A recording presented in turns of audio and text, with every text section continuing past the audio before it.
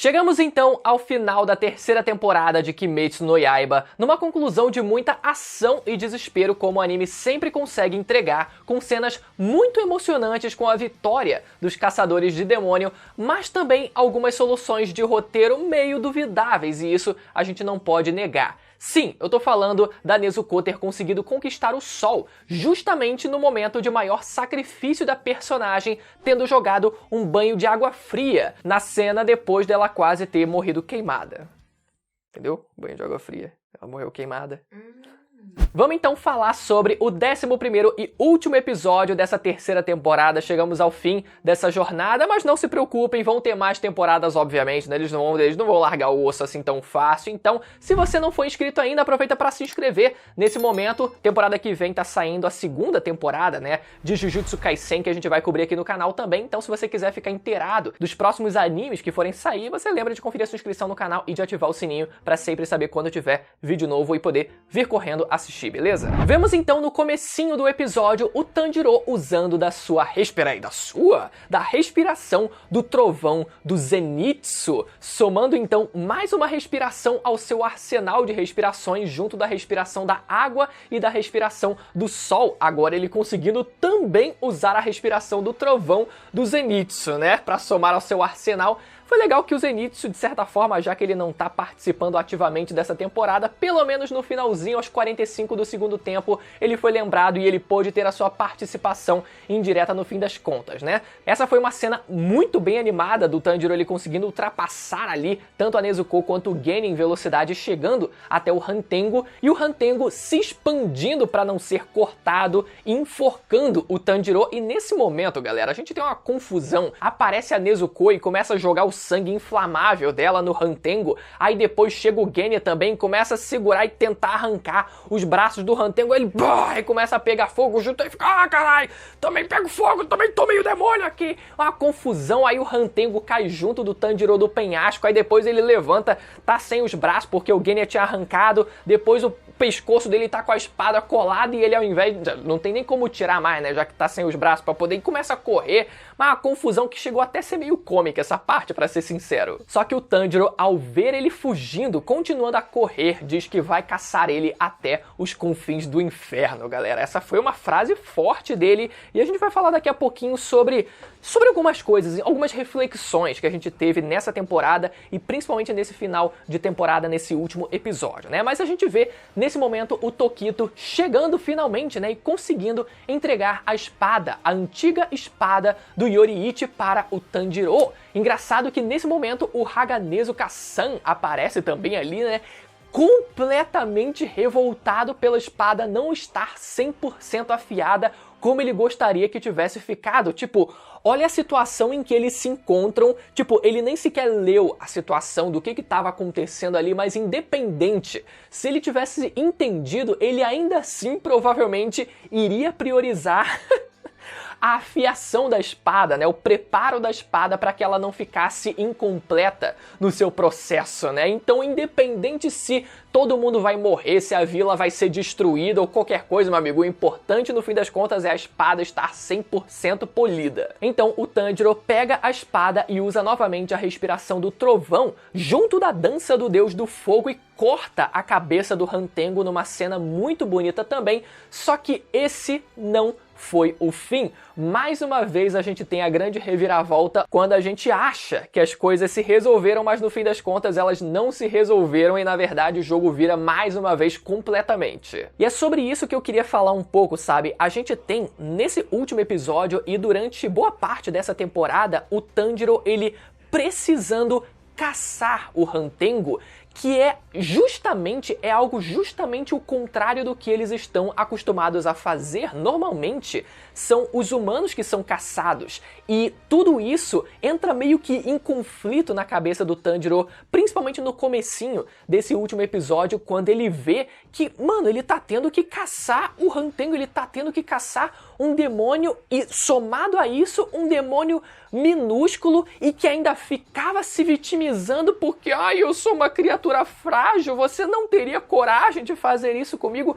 E tudo isso começa a simplesmente bugar e passar de forma extremamente acelerada na mente do Tanjiro em todo esse momento, sabe? Então, Por isso que aquela frase dele dizendo que vai caçar o Rantengo até os confins do inferno é tão poderosa. E somado a isso, a gente tem também outro elemento que meio que subverte tudo que a gente estava acostumado a ver, que é justamente o nascer do sol, que acontece logo em seguida. O nascer do sol normalmente significava para os caçadores de demônio a esperança, a luz no fim do túnel, o sinal do gongo sendo batido e anunciando a vitória deles. Não foi isso que aconteceu lá no Arco do Trem Infinito? Quando o sol nasceu, eles finalmente puderam sentir um alívio, uma esperança e uma sensação de vitória, mas aqui é justamente o contrário. O nascer do sol significa que a Nezuko começaria a queimar viva e poderia morrer. Então a gente começa a ver a Nezuko começando a queimar viva numa cena extremamente forte, né?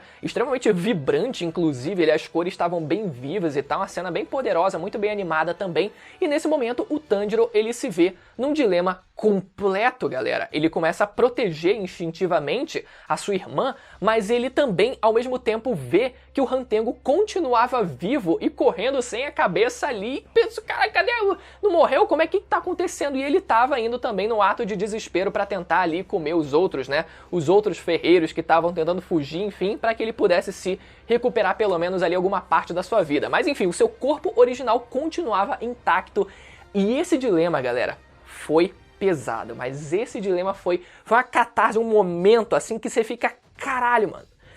Eu mato o demônio ou eu deixo esse demônio morrer? Meu Deus do céu, muito demônio pra pensar nessa história, mas a Nezuko toma a decisão por ele e chuta ele pra longe, galera. Porra, galera, pô, essa cena foi linda demais. Essa cena foi muito pesada. E nesse momento, né, a gente inclusive...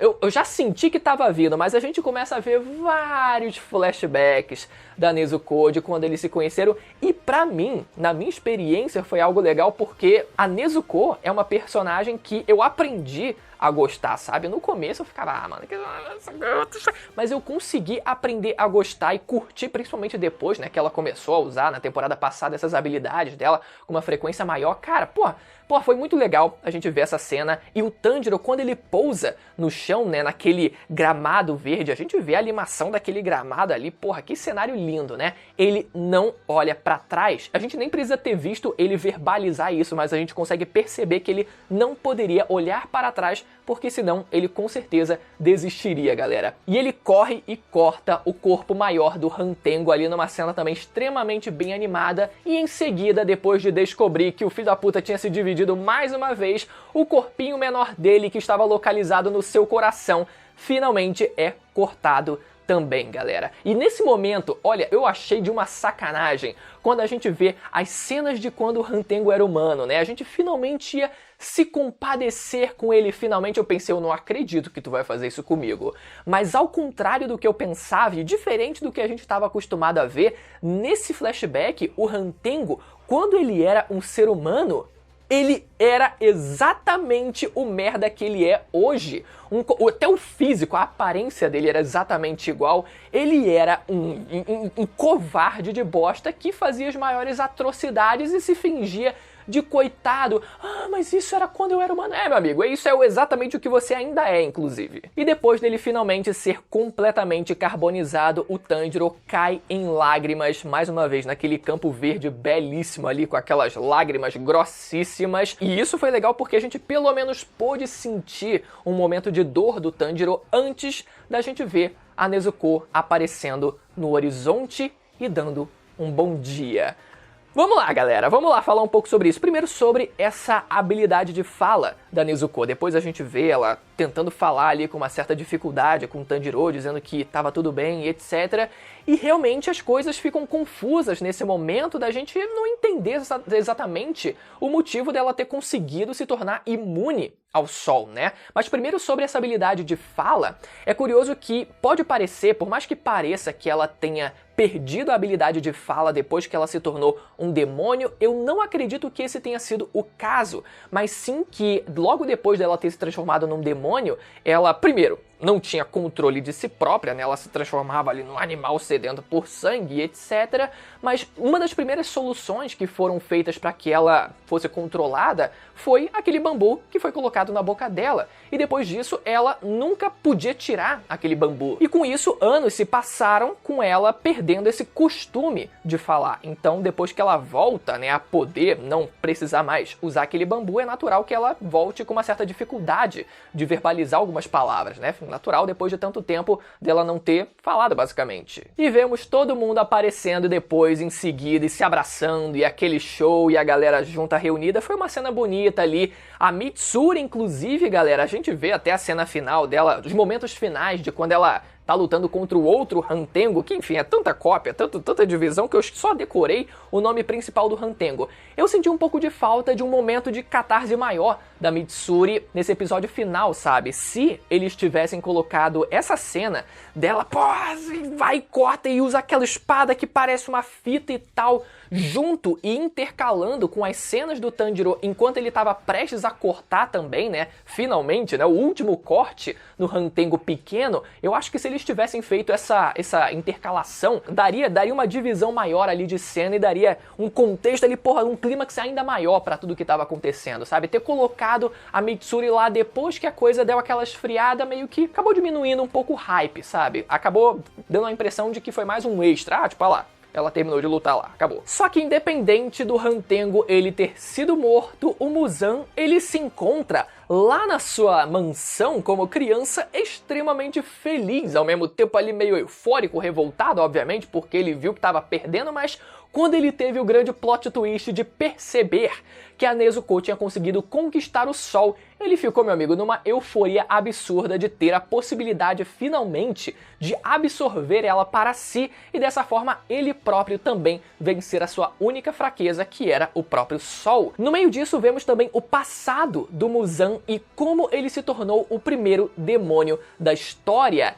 E assim, galera, se a origem dos demônios tivesse surgido partida de uma mutação natural, né, dos seres humanos, que tivesse começado, por exemplo, com o Muzan e depois outros humanos tivessem desenvolvido como uma espécie de mutação mesmo natural, enfim, no universo fantasioso, e isso tivesse se proliferado, eu super estaria satisfeito com essa explicação. Só que foi dada uma explicação bem mais específica em relação ao próprio Muzan. A gente viu que ele sofria de uma doença terminal e o médico tratava ele com um tal de lírio da aranha azul, ou pelo menos era isso que o Muzan acreditava, depois que ele mata o médico acreditando que o médico não estava servindo de nada para ele, né? Só depois ele descobre que na verdade sim, o tratamento estava fazendo efeito e dessa forma ele ganhou poderes de um demônio, ele se tornou o primeiro demônio, né? Só que foi dito pra gente que ao longo de todos os anos seguintes, todos os séculos que se passaram, o Muzan, ele nunca conseguiu sequer encontrar esse tal de lírio da aranha azul, tendo procurado pelo Japão inteiro. E a gente fica, carai, mano, porra, mas que flor específica é essa? Tipo, o médico, ele, por mais que tenha, enfim, um conhecimento, etc., naquela época, os seres humanos, eles não costumavam viajar longas distâncias, então é meio difícil da gente acreditar que essa flor, ela teria sido encontrada num lugar, porra, extremamente oculto ou secreto, sabe? Seria mais interessante se eles tivessem dito que, bom, talvez a flor estava em extinção, alguma coisa assim, pra não deixar aquela coisa meio no ar, tipo, carai, mano, porra, procurou pelo Japão inteiro e não encontrou, que flor é essa, meu irmão? Tem motivo. Ah. A flor, ela só floresce durante o dia, por isso que o Muzan nunca encontrou. Diga-me. É explicado no último capítulo, quando encontram aquele capítulo bem chato, né? Ah, tá.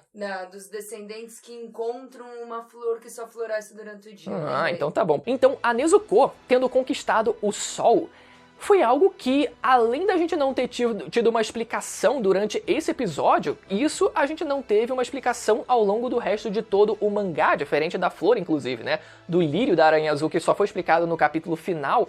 A Nezuko ter conquistado o sol não teve uma explicação nem sequer no capítulo final da história, sabe? Ficou, tá, o que exatamente aconteceu e, infelizmente, né, acabou estragando o momento do sacrifício que ela se propôs a fazer. E no fim, o Tanjiro se torna o herói da vila, galera. Foi muito legalzinha a surpresa que eles fizeram ali, né? Fingindo que iam vendar ele, mas logo depois tirando a venda pra fazer aquela surpresa de todo mundo tá recebendo, na verdade, né? Ele na sua despedida da Vila dos Ferreiros, ao fundo toda a vila completamente destruída, o Tanjiro se tornando o herói da vila, hein? Pera, onde é que eu já vi essa história? Caralho, acho que eu tô tendo um lapso aqui, tô tendo um flash, algum déjà vu de alguma história, enfim. Mas foi muito bonita.